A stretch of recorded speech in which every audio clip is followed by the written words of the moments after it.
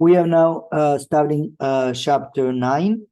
Chapter 9 discusses foreign exchange determination and the foreign exchange intervention. In many ways, chapter 9 sort of summarizes some of the things we have seen so far in this course. Specifically, we are going to discuss the sort of three main approaches to exchange rate determination. Again, these are things that two of them at least, we have discussed previously, going back all the way to chapter 3. Then we discuss foreign exchange intervention, right? When countries intervene directly or indirectly in the foreign exchange market. The chapter then discusses some of the issues of emerging market currencies, some financial currency crisis in emerging market countries like Mexico, Argentina, Thailand, for example. But the focus here for us will be on the first 2 points, the foreign exchange determination and foreign exchange intervention. So to start, we recognize 3 major schools of foreign exchange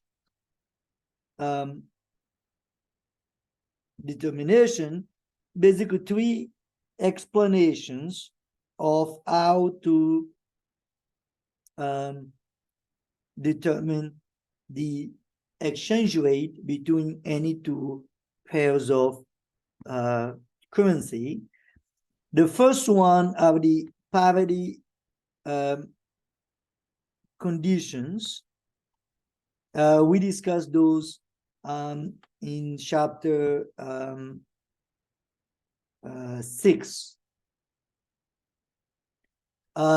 Then we briefly go over the balance of payment approach, which we discussed in chapter 3. And here we introduce another kind of school, the monetary and asset market approach.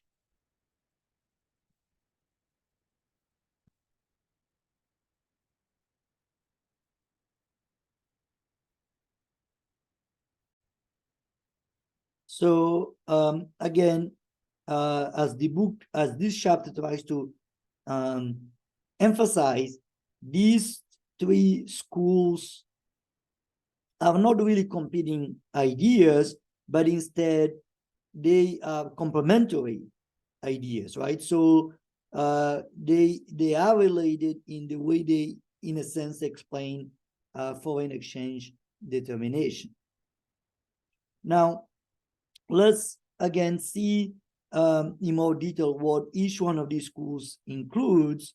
So, of course, the parity conditions that we have seen again in chapter 6 includes the discussion of the law of one price, the absolute PPP, the relative PPP, and finally the interest rate parity. We will kind of go over this next slide again. The balance of payment approach includes discussion on the current account. So you remember that the balance of payment has 2 major accounts: the current account, which includes trade account, service, income, and payment transfers. The main account under current account is the trade of goods across countries. And the other big account that is part of balance of payment is the capital and financial account, which includes portfolio investment, foreign direct investment, etc. And again, we discussed that already in chapter 3, but we'll briefly go over that here again in explaining how a deficit or surplus in the current account affects a country's exchange rate. And finally, here we introduce a new sort of school of theory explaining the foreign exchange determination. This includes the monetary approach, which we will again discuss in a bit, and the asset market approach.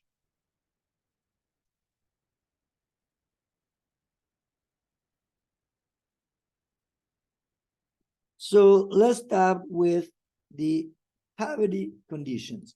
Parity conditions, this is of course the most widely accepted of all the three exchange rate determination theories. Now, as we discussed in chapter 6, they have limitations. Each one of them has limitations.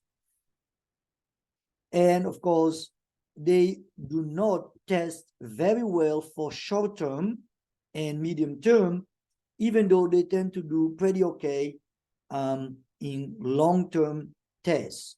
So let's see what these theories include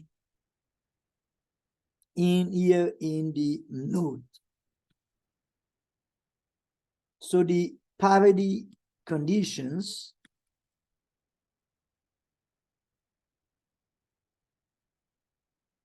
So the first one that we saw in chapter 6 is the absolute PPP idea.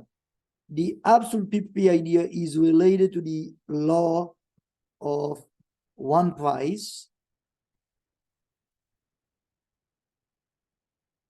And in that, it basically says if you have the price of goods, say in Japan, and you have the price of good in the United States, then the spot exchange rate, where this is the spot rate in terms of yen per $1 per $1, then the spot exchange rate will be determined by the ratio of the two prices, price in yen divided by the price in the US, price in dollars. So this is basically the absolute PPP idea, that the spot exchange rate is simply the ratio of the two prices, price in Japan divided by price in the United States. Now, this, of course, as we saw in chapter 6, is related to the idea of law of one price, because the law of one price basically says in absence of frictions, then the price of goods will be the same in all markets, right? Basically, price will be the same in all the markets in the absence of friction. So this is then applied to the exchange rate. Basically, this is the application of the law of one price to exchange rates. And he basically says the price of goods in Japan should be the price of goods in the United States once you take into account the foreign exchange between dollar and Japanese yen.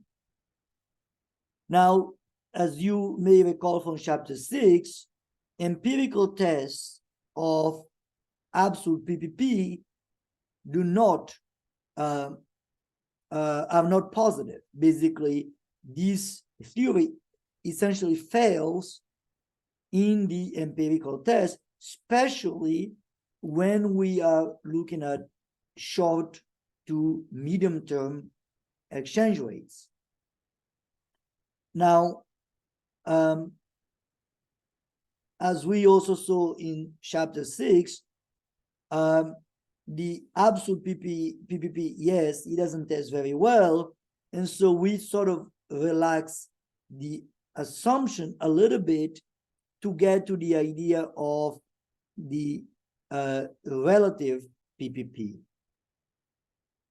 So if you relax the assumption a little bit, what we get is the relative PPP idea.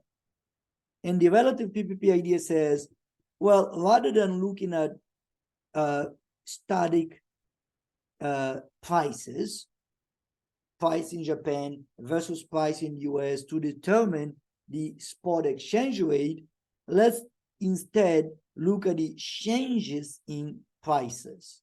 And changes in prices, of course, is the inflation. So that what relative PPP says is that if you start from a position of equilibrium, then the country with the highest inflation will see its currency depreciate over time, right? So starting from equilibrium,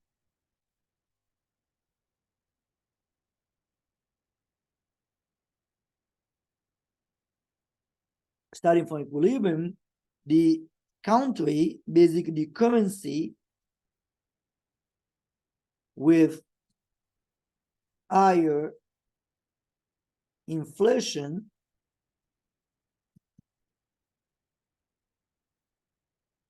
will depreciate, right? So this is basically the gist of the relative PPP.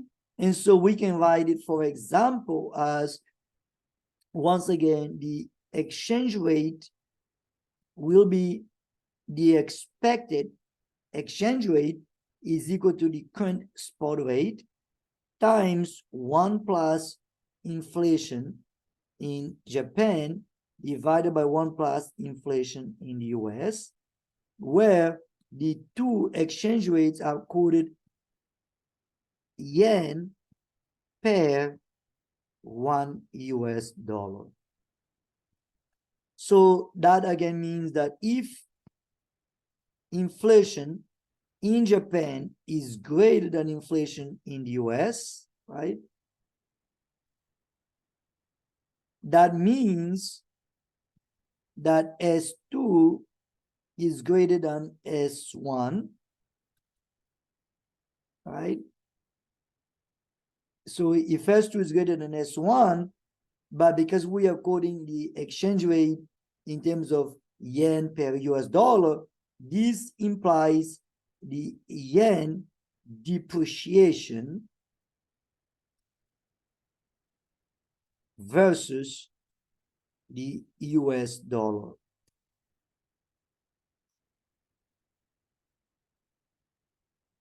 So this is the idea of relative PPP.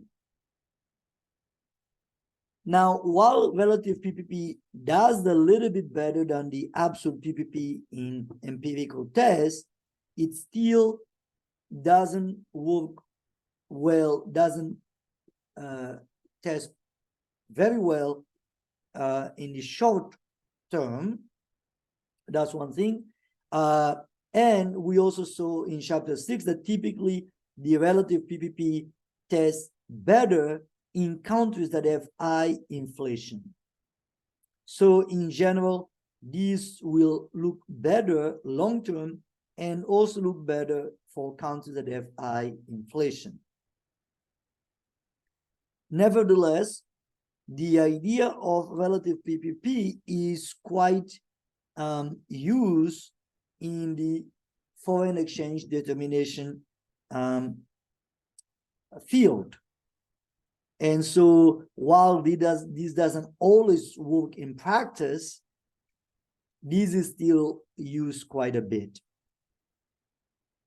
And finally, the third kind of basically parity condition that we looked at in chapter 6 is the interest rate parity, the interest rate parity, the interest rate parity, you remember, says that the interest rate differential, basically in equilibrium, the interest rate differential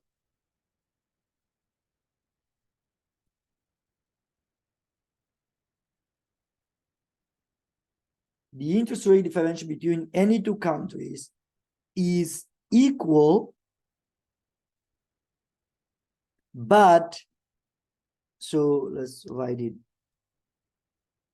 is equal,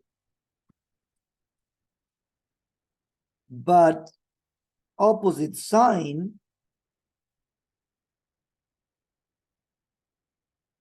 to the forward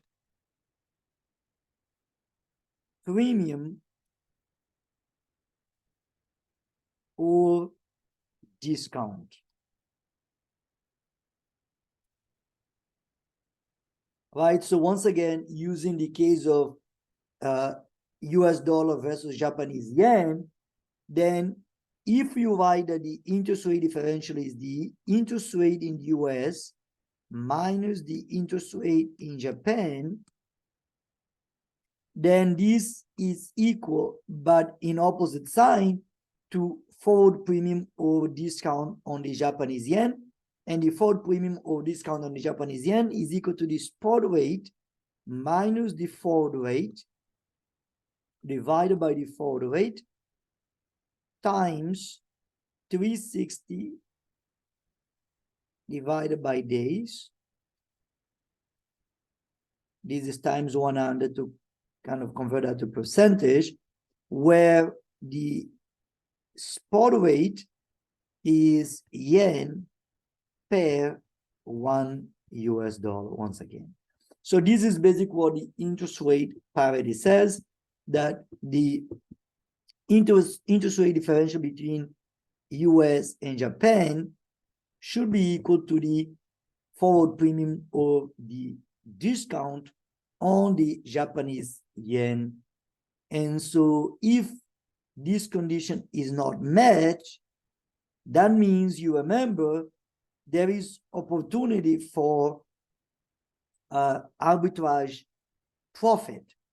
And so market participants will take advantage of those opportunities till the market is once again in equilibrium. So if, for example, I dollar minus I Japan is greater than the right side, then there is profit opportunity, arbitrage profit opportunity by borrowing,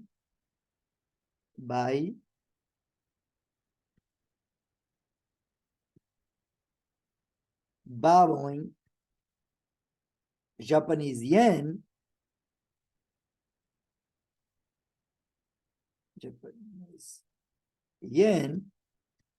to invest in the higher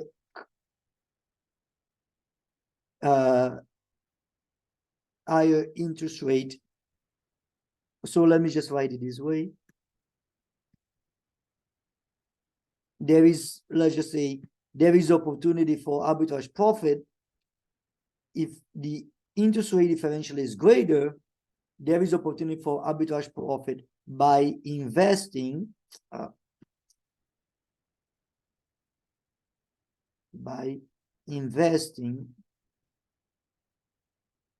in the higher yield currency. Let's write it just like that. Right? So we saw this in chapter 6, that if this is not in equilibrium, then if the interest rate differential is greater than the forward premium or discount then you make arbitrage profit by investing in the higher interest rate currency. In the other hand, if the interest rate differential is lower than the forward premium, then there is arbitrage profit by investing in the lower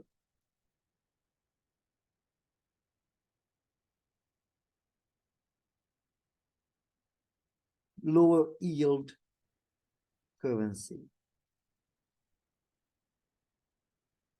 So this is the third parity condition that we discussed in chapter 6.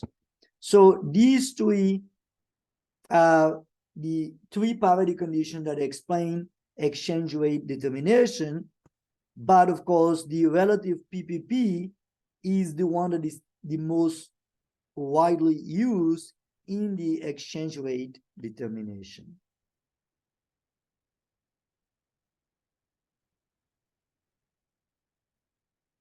Let's now look at the balance of payment approach.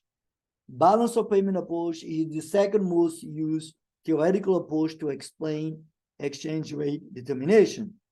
And the basic idea is that the exchange rate is in equilibrium when the flows of currency from a country's current account just matches the flow of currency from the capital and financial account.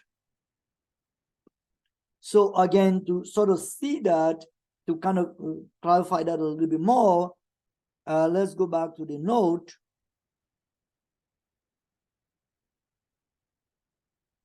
So the balance of payment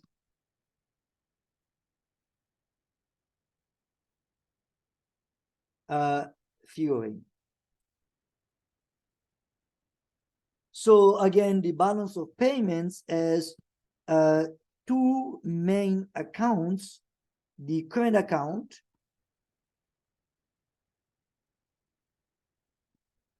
and the main account under the current account is the trade account, right? Trade of goods between any two nations. And of course, the second also kind of big account there is the service account.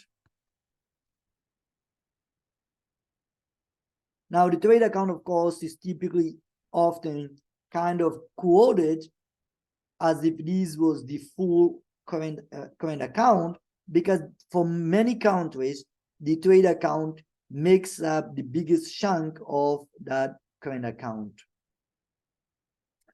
So if you think about the current account, particularly the trade account, it reflects a country export versus import. So typically, if the trade account and by definition, the current account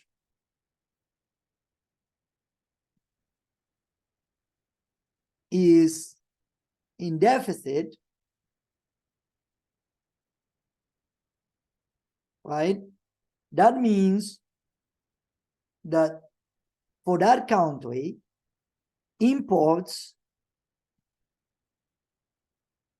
are greater than exports, right?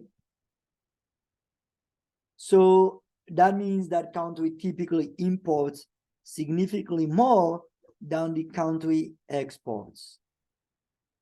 And you recall that this is, for example, the case of USA,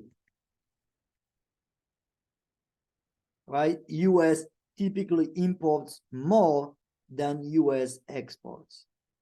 So if a country has a current account deficit, that means the country in general typically imports more than the country exports. So that means that there is essentially an extra, let's say there is a, let's write it away. That means that there is a surplus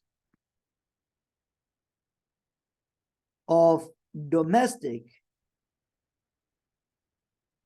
currency, right? There is a surplus of domestic currency in the foreign exchange market.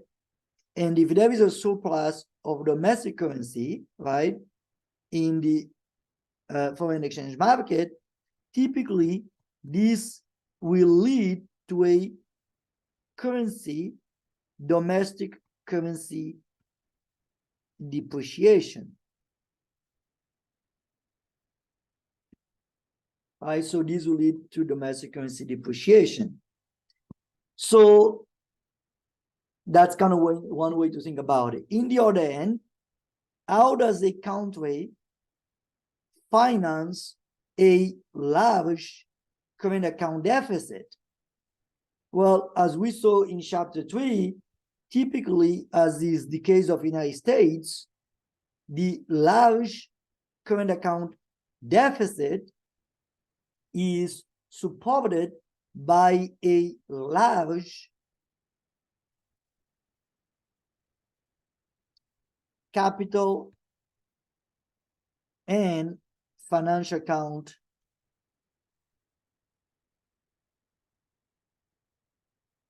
surplus. Right? So, in other words, the United States, for example, is able to run a very large current account deficit. US routinely imports more than US exports. US is able to do that because US is constantly attracting a large inflow of capital into the US, looking for US investments. So money is coming to the US to invest in US corporations, US financial markets, etc., etc. Now, this inflow of foreign exchange into the United States balances the deficit on the current account.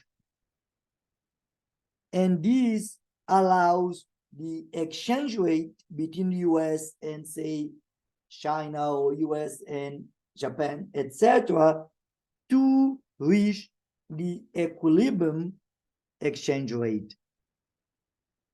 So that is what the slide means by saying that typically the equilibrium exchange rate between any two countries is found when the flow of capital on the current account matches the flow of capital on the financial account.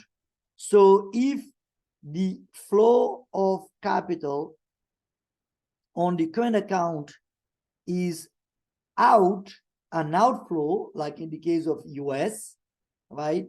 Because US runs a deficit on the current account, then that has to be matched by a corresponding inflow on the capital and financial account inflow. That outflow matches that inflow, and we get to the equilibrium exchange rate between the United States and China, United States and Japan, and so on and so on. So that is essentially the explanation of the balance of payment approach in explaining foreign exchange determination, right? So if you start with a very large current account deficit, these will typically lead to domestic currency depreciation.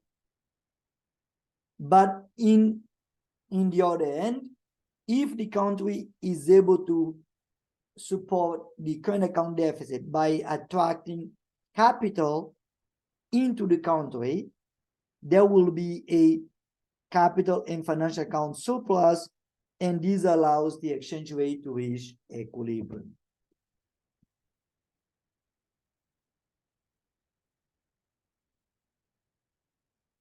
So this is the second approach in explaining exchange rate determination. And finally, we have here a third approach explaining the exchange rate determination. And in this third approach, we have two sub-approaches. One is the monetary approach, and the other one is the asset market approach. The monetary approach basically says the exchange rate is simply determined by the supply and demand of money, as well as the expected levels and growth of money stock in the future. Basically, money, if you think about dollar, the US dollar exchange rate is simply determined by supply and demand for US dollars. We don't pay attention to the financial assets. We simply look at the supply and demand for US dollars. If the supply of US dollars is greater than the demand, then the dollar will depreciate, right? So this is basic economics. If supply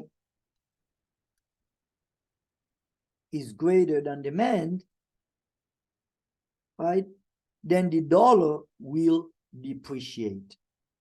In the other hand, if the demand for dollars is greater than the supply, then the dollar will appreciate.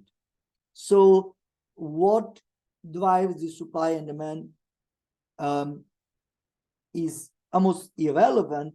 The basic explanation simply focuses on the supply and demand for dollars.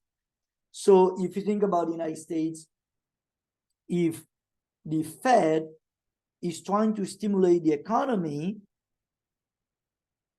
and as a result, the Federal Reserve increases the money supply as a way to stimulate the economy, then this will typically result in the dollar depreciation, right? So let's see that. So this third approach, monetary approach,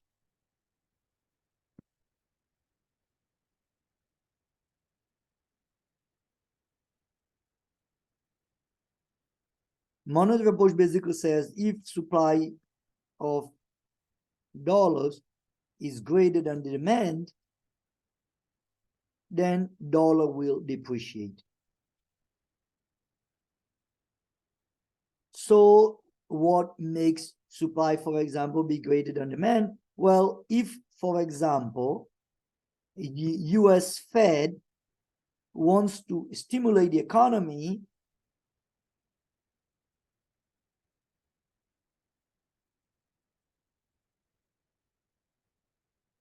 basically wants to stimulate the economy to promote growth and employment by increasing money supply, and as a result, lowering interest rate,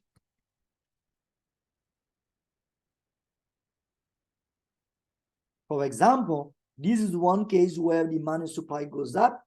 The money supply goes up because Fed is trying to stimulate the US economy in order to create growth and employment. The goal is essentially to lower the interest rate in the economy. But this will generate an increase in the money supply, and that increase in the money supply will then result in the dollar depreciation versus a foreign currency. Similarly, if Fed is trying to shrink money supply, right? So the Fed decreases money supply to fight inflation, for example. So this also means increasing interest rate.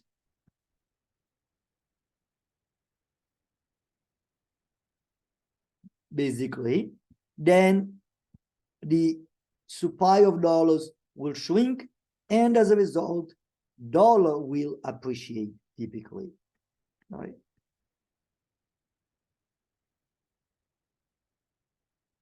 Dollar appreciates, right? Depreciate. So this is essentially explaining this monetary approach. And finally, the asset market approach basically says exchange rate is determined by the supply and demand of financial assets. Specifically, you can think about it as bonds.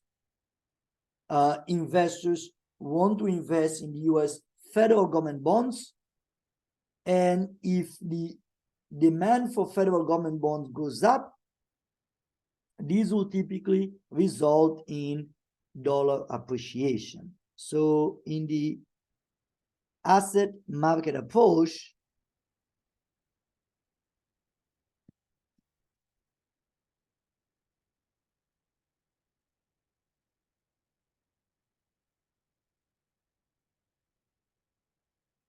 basically says if demand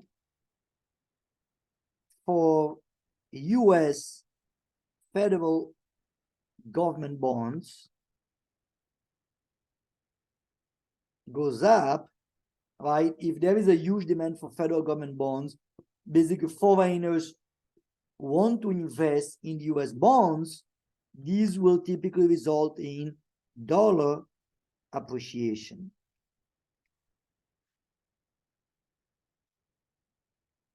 And the reverse is also true. If, of course, for whatever reason, investors drop US bonds, if investors are not interested in US bonds, then these will typically result in the dollar depreciation. So these explain the asset market approach.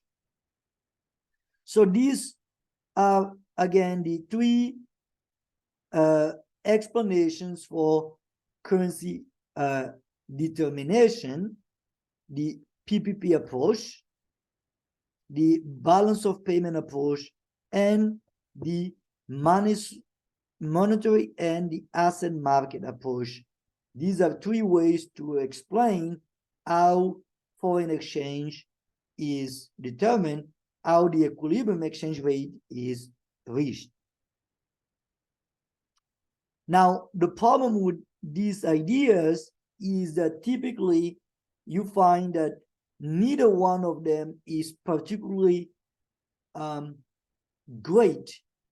In other words, empirical tests of each one of these ideas is sort of lacking in the sense that they don't test very well empirically, particularly again in the short term.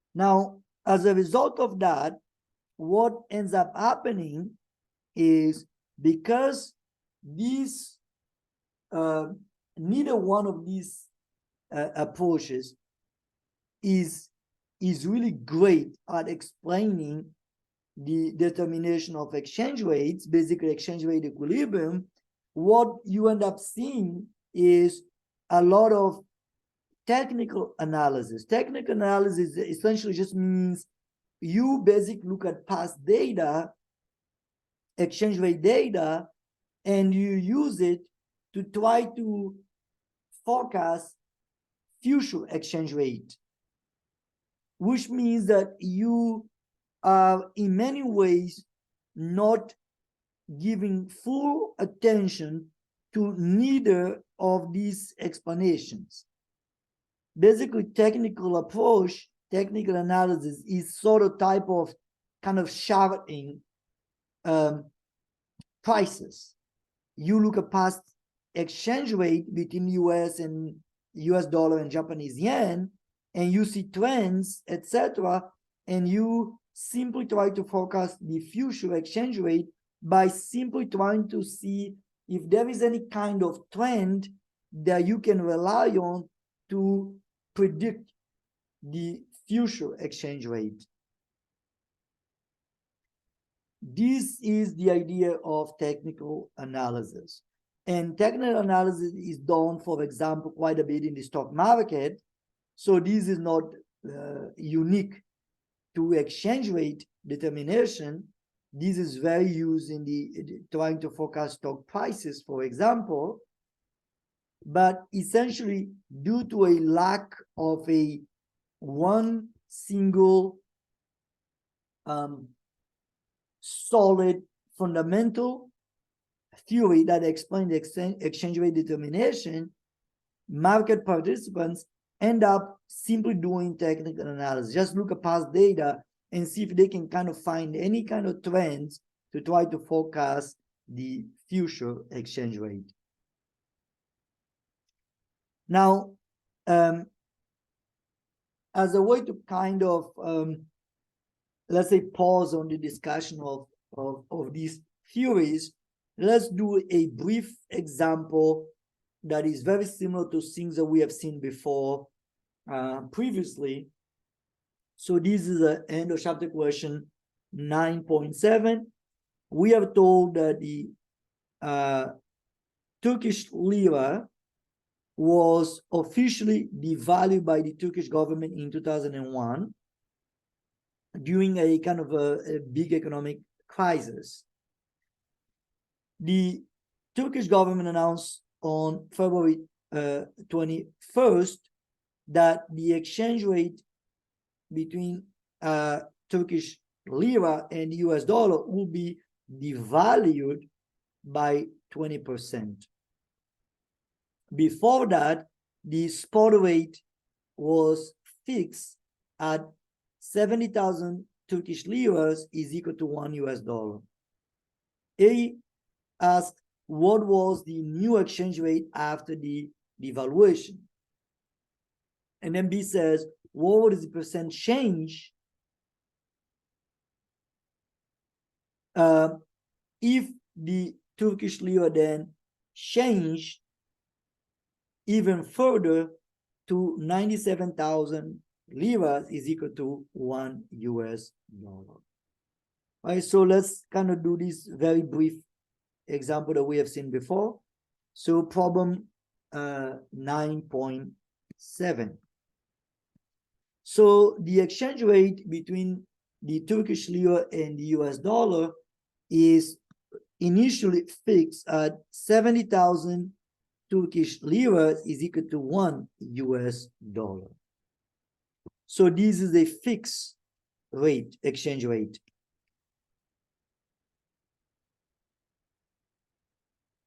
Then on February 21st,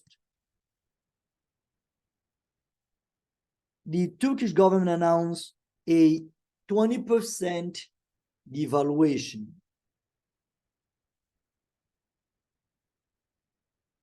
Now you recall, because the exchange rate is fixed, a drop in value is called devaluation instead of depreciation. So what is the new spot rate? So you recall that the percent change in a currency value is equal to S1 minus S2 divided by S2 times 100 to convert it to percentage.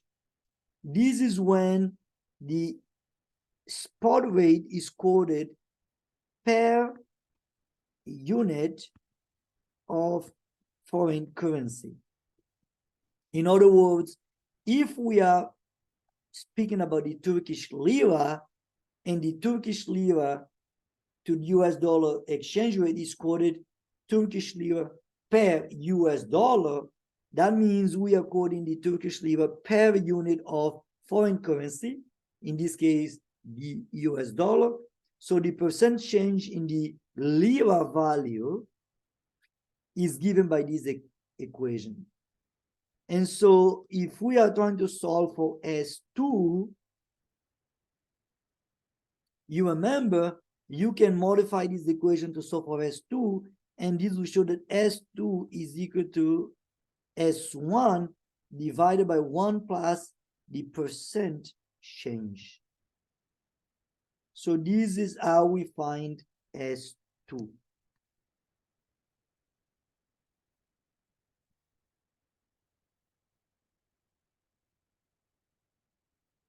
So since we have a 20% devaluation, then S2 will be equal to 70,000 liras per 1 US dollar divided by 1 plus 20%.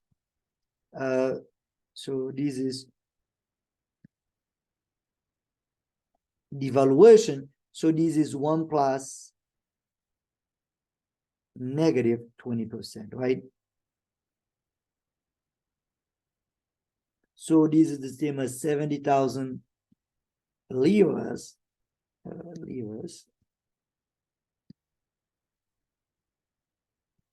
divided by 80%, right? So this gives us the new spot rate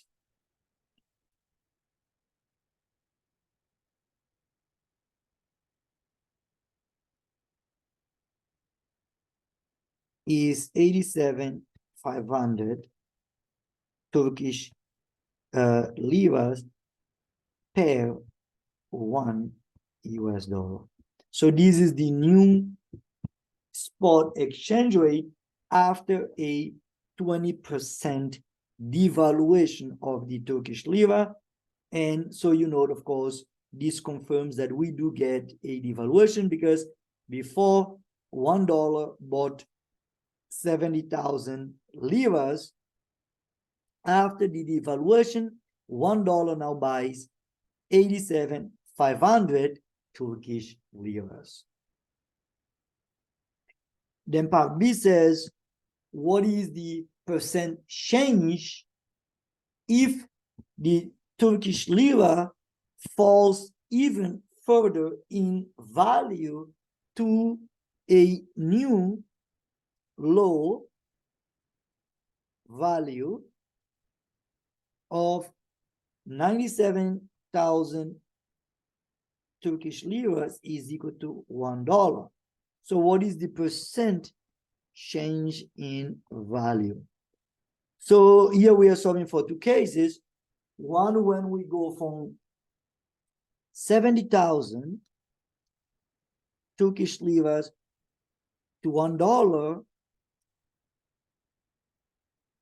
to the new 97,000 liras, Turkish liras to $1. So this is one case. So we are using this equation from above, this equation here.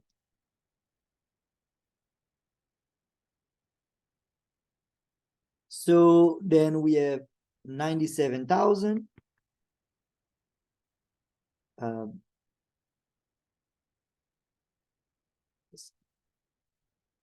So the equation is percent change is equal to S1 minus S2, S2 times 100, right? So this is the equation. So S1 is 70,000 minus S2, 97,000 divided by 97,000 times 100.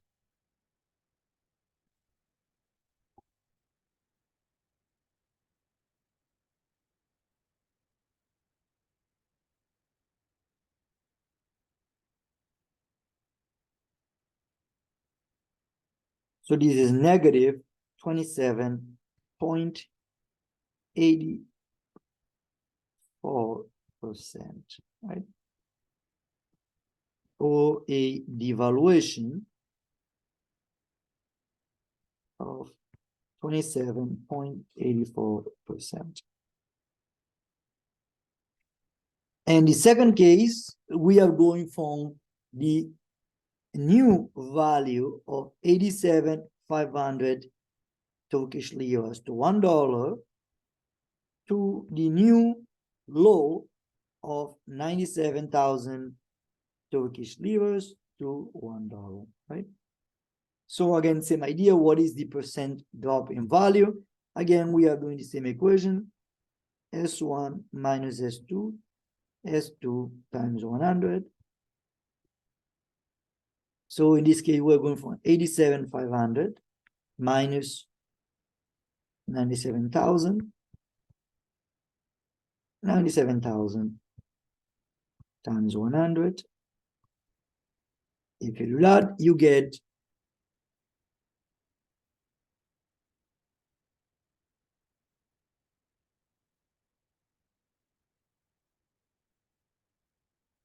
negative 9.79%, right? Again, 9.79% devaluation.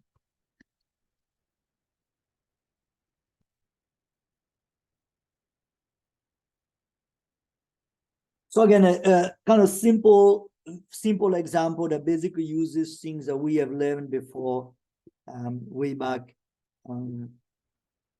maybe chapter 2, chapter 3, chapter 4, for example, right?